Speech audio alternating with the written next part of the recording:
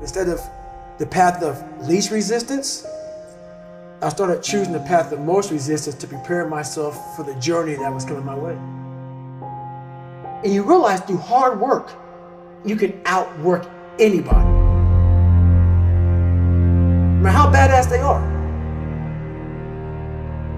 It starts with yourself, man. You gotta start diving into those things that you're afraid of.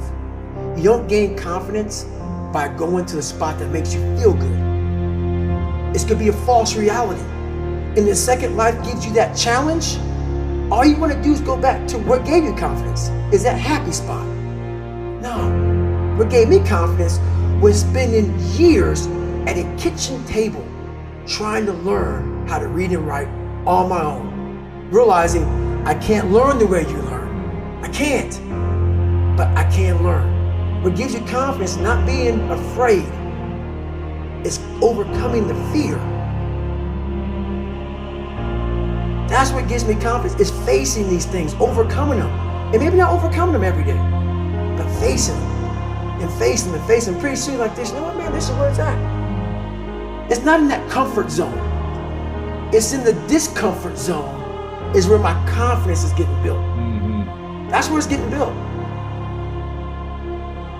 Happiness, peace, enlightenment, it's all up here, man. It's all up here. It's all up here. You just gotta be willing to go and face it. And that's the hard part. The physical standard is not what they need to meet. It's a mental standard you must meet in life. That's how I live my life. I now know that there is no cap on the human mind. There's no cap. We cap it ourselves. When most people quit, I had just started. And when you take that mindset and you learn to flip that around, that's what made me powerful. And my body followed. And so I said, I want to do this. I'm going to give myself a challenge every single day until the fear goes away. That's right. And I feel like that's what more of us should be doing. I'm hearing that that's what how you live your life. That's all it is, man. And it helps me feel so much more confident. When you overcome that fear of saying this doesn't have control over me anymore, that's right. It's like you can be at so much more peace. A lot of us speak in hollow words. I used to speak in hollow words. I don't do it anymore. Everything that comes out of my mouth has substance. It's real. We all have these feelings in our bodies, in our minds, in our souls. I act on mine. A lot of us who are afraid of something, we allow our minds to choose the path of least resistance, so we go a different route. And I'm afraid of something that's telling me you must do that. Life is one big mind game, and you're playing it with yourself. You cannot lose perspective of where you've come in life.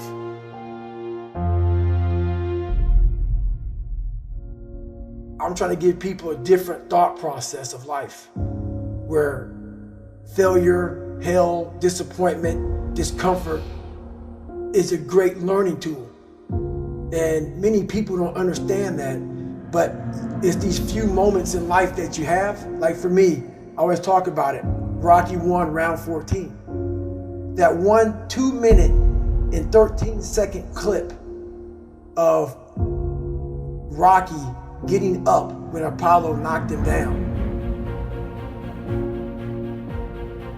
That one clip, when I was going through a very bad time in my life, I saw what I wanted to be. And it wasn't a guy that won. It wasn't a guy that won everything he did. It was a guy that kept getting up after being knocked down. So I realized if that 2 minutes and 13 seconds changed my life, that's all it was. I saw something that I needed to be in the world I was living in. Maybe my story will give someone the 2 minutes and 13 seconds they need to change their life. Everybody's got a story. We don't share it on social media. We share our nice life on social media. We all have a dungeon. I'm just willing to talk about mine. Mental toughness isn't something that you sample. It's something that you live in every day. Whenever hardness comes, and you don't know what it is, it may be different for you than it is for me, but you go back to your insecurities. And then when you go back to your insecurities, you then look for comfort within those insecurities. And we all look for that cookie that your mom used to give you when you were sad, when you were sick. We look for our wife or our husband. We look for comfort. It's in those moments you must retrain your mind to think differently in hell. The mental standard is you must know how far you've come.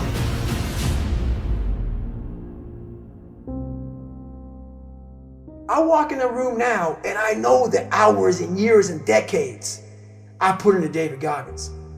That's something, it's not on the wall. It's not a trophy on the wall. It's not a medal around your neck.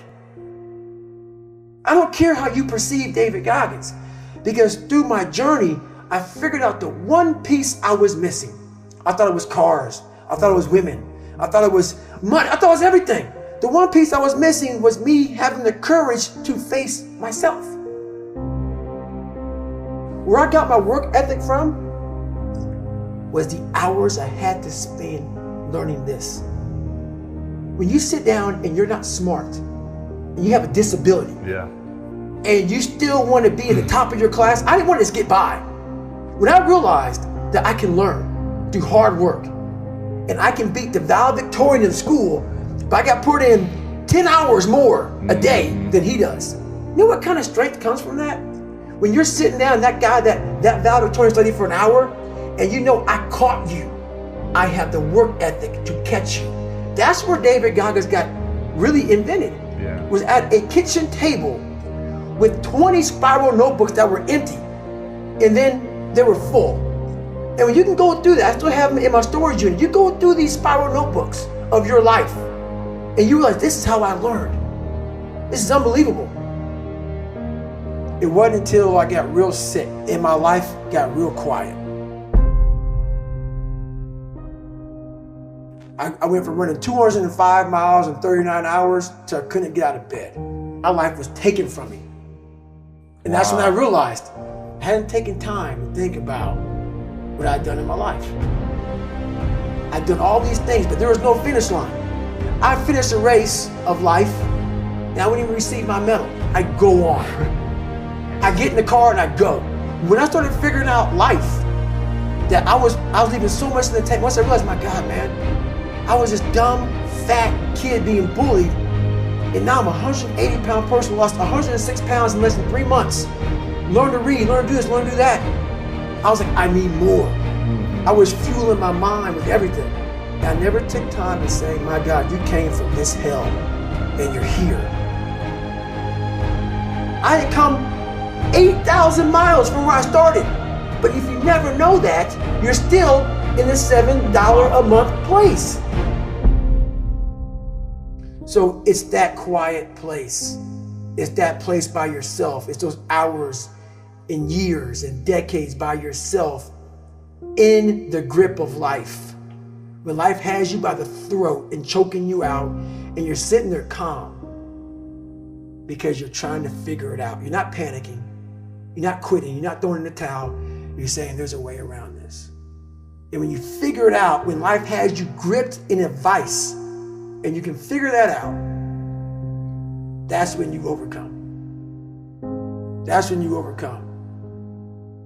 The journey getting there was harder than going through it. Yeah. You know? So that's the whole thing about life, man. It's that journey that makes you who you are.